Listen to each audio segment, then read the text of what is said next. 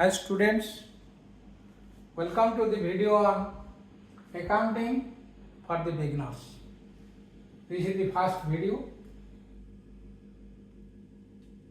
In this video, we want to discuss a brief knowledge about financial accounting.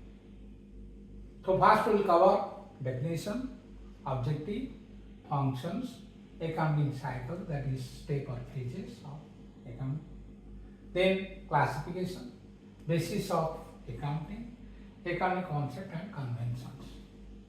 So accounting is a very necessary subject in the field of commerce.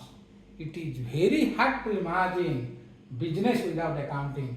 It is the language of business and backbone of any company.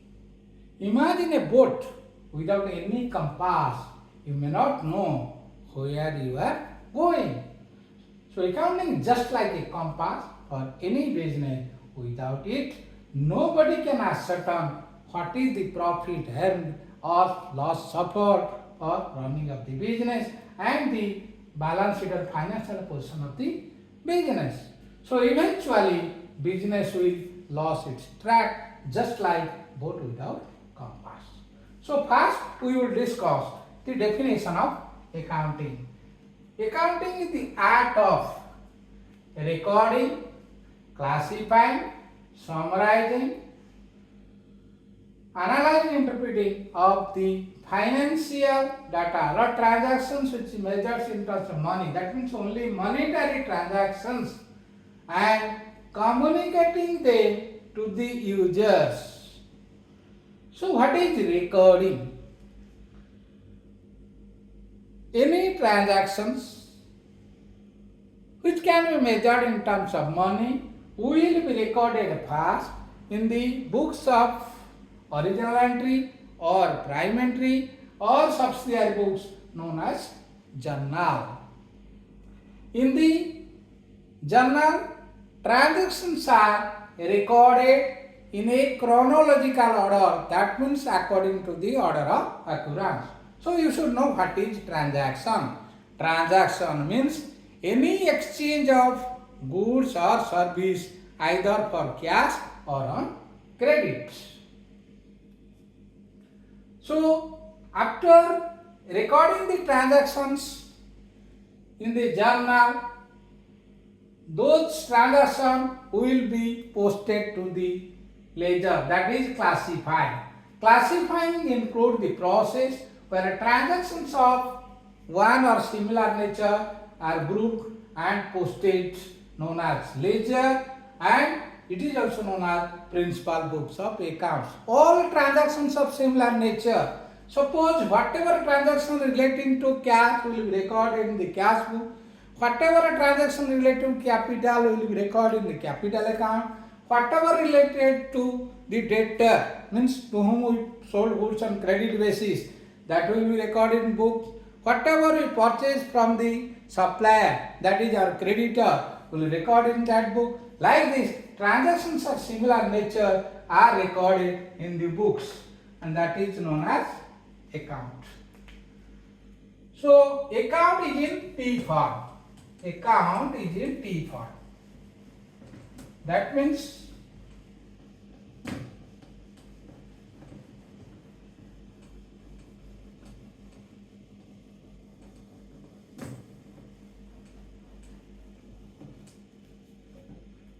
this is account. It is in T form. Suppose this is cash account. All transactions related to cash. So debit side, this is debit side, this is credit side. Left hand side is debit side, DR we write, and right hand side credit side. Suppose the owner, proprietor invested cash in the business, you can write cash account debited to capital account. Capital accounts. That means suppose he started with 10 lakh cash, right there. Then simultaneously the capital account on the credit side, we write by credited by cash, that is 10 lakh. That is recording. All transactions relating to similar nature are recorded in the cash account. All transactions relating to similar nature recorded in the capital account. Similarly, X account, Y account we will prepare. Then summarizing. It involves preparation and presentation of classified data to users. Then after analyzing and after summarizing, that means presenting the classified data to users, that means we are preparing a trial balance. What is trial balance? After posting the accounts in the ledger, a book is prepared, that is known as trial balance, showing the debit balance, credit balance side by side. As a result, the total balance tallied. That means trial balance serves as a summary of what is contained in the ledger. So after balancing the accounts, we will post it in the ledger. After balancing the account, we will take it into trial balance. So first is particulars, then debit balance, then credit balance.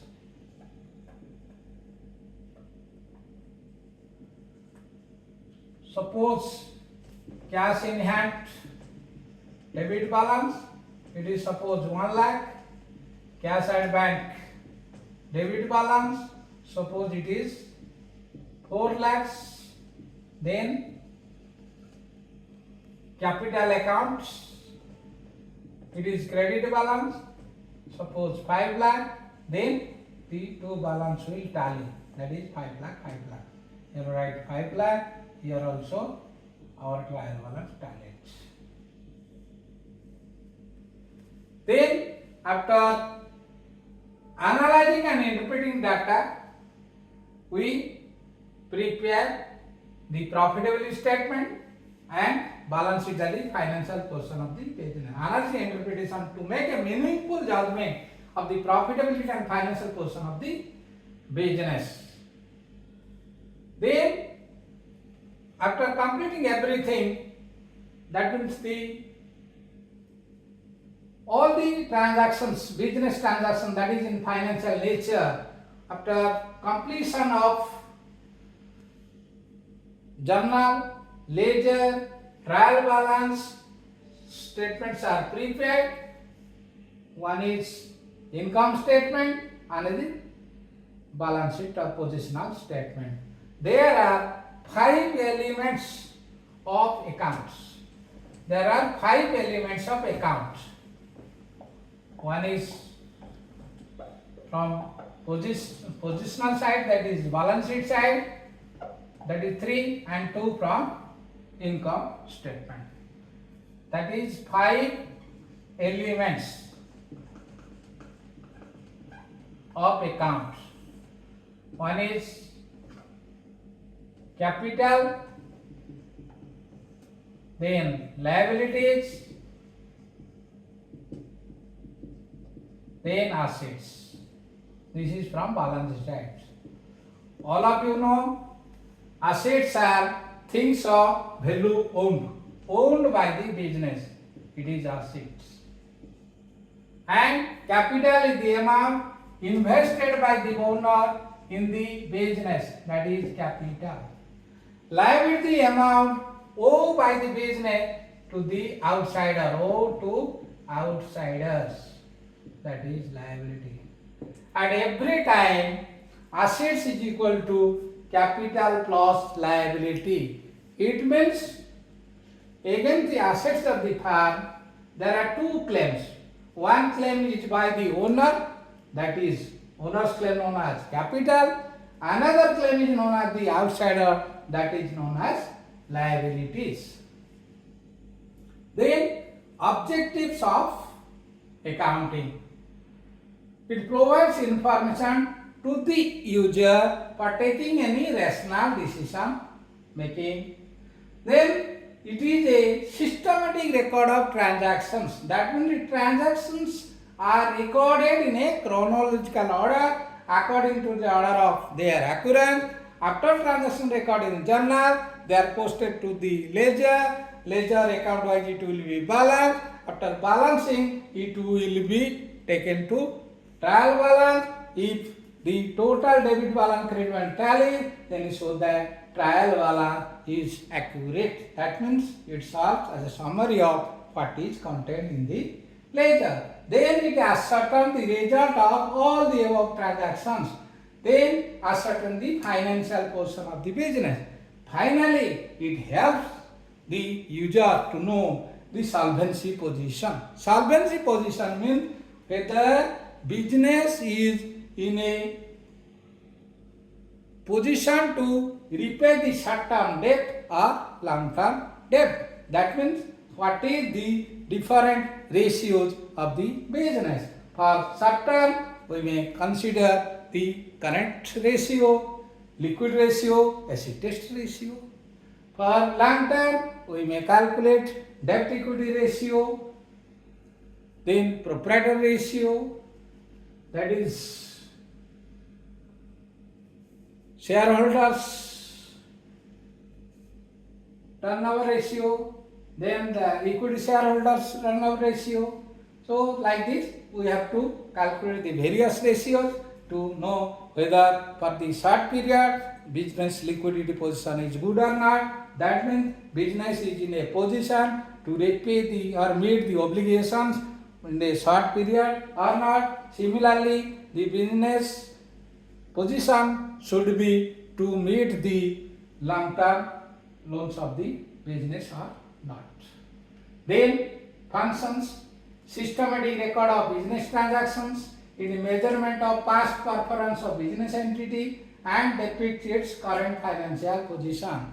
It helps in forecasting future performance and financial portion of the business. It provides relevant information to the users of account to aid rational decision making. Then there is comparison and evaluation of the transactions. Then whether it is obeying the government rules and regulations. That means its function is to obey the entire rules and regulations of the government and tax authority. Then accounting cycle. Accounting cycle, you know, first there must be some events happening of some events past. Then so first is events. Then transactions are recorded in the book known as journal. First is events or transactions. Then journal. Then ledger. Then trial balance. In business, after preparation of trial balance also, there are some adjustment left known as adjustment entry. Then adjustment entry will be done. Adjustment entries.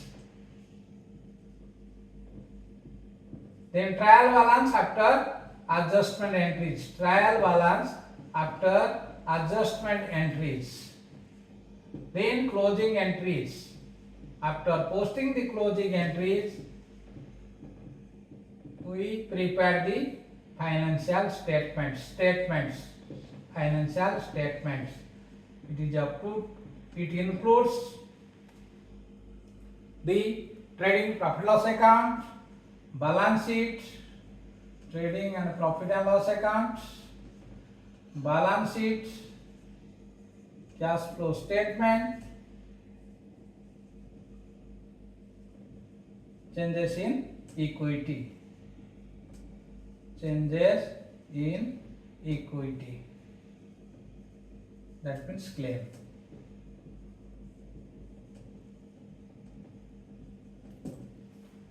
Then classification of accounts. Account is in T form. Account is in T form. Then account is of two types. One is personal account, another is impersonal account.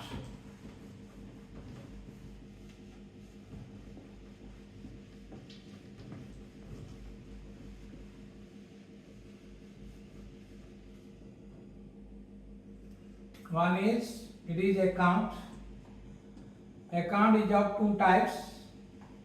One is personal account,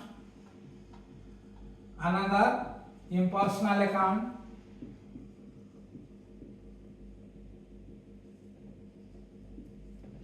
Personal account relates to persons. It relates to person. It does not relate to person. It is of two types. One is real account, another is nominal account. Real account includes all assets and nominal account includes all expenses and losses and gains and income.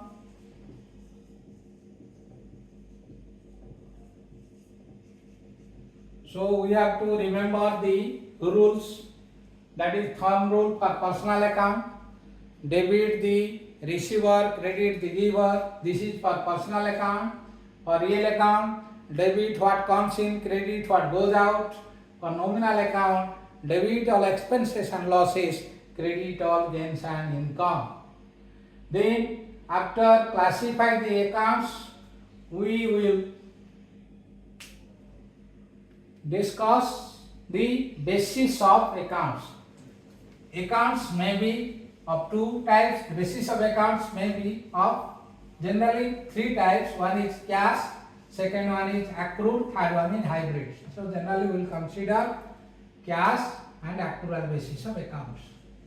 So cash basis of accounts includes all received and payments in cash. So cash transactions only. Both actual receipt and payment. Suppose it is actually money received means then it will be recorded in the account. That is actual receipt. Then actual payment and payments. Actual payments. If something is outstanding or received in advance, it will not find its place in cash basis account. But this is helpful only for small business concern. But accrual basis, under accrual basis, transactions which are outstanding, suppose expenses outstanding and prepaid. Outstanding means the amount is not paid during the accounting period. All of you know accounting period starts from 1st April of one year to 31st March of another year. During the accounting period, whatever expense in revenue or income done, it should be recorded in the account. That means suppose we are taking our building on rental basis. Suppose we have paid 11 months rent, per month suppose 10,000. So 1,10,000 we have paid rent to the landlord. Another 1,000 for 10,000 of 1 month, that is outstanding, will be added, shown as liability. So total 1,20,000 will be shown under rent in the profit and loss account debit side. And outstanding expenses of 10,000 will be shown on the liability side. And similarly prepaid. Suppose we paid in advance. Suppose we have taken the building on rental basis and we have paid rent for 14 months. Means rent paid 1,40,000. For 12 months rent is 1,20,000. So we have to deduct 2 months rent 20,000 from 1,40,000 and so rupees 1,20,000 paid under rent. This is, suppose it is outstanding, it is shown in the liability side, it is prepaid, it is shown in the balance sheet asset side. This is for expenses. Similarly for income. Suppose we have given the part of our building on rental basis. Suppose we have received 11 months rent. Suppose per month, similarly, suppose 10,000, so we have received 1,10,000. Another 10,000 we have not received. This is our accrued income, accrued rent. So if we will add on the income side, we will write by rent received 1,10,000 plus accrued rent 10,000. On the income will show 1,20,000, and that accrued income 10,000 will be shown under asset side, current assets. Similarly, interest. Suppose that rate we received in advance. That is, we received rent for suppose 13 months. So 1,30,000 we received.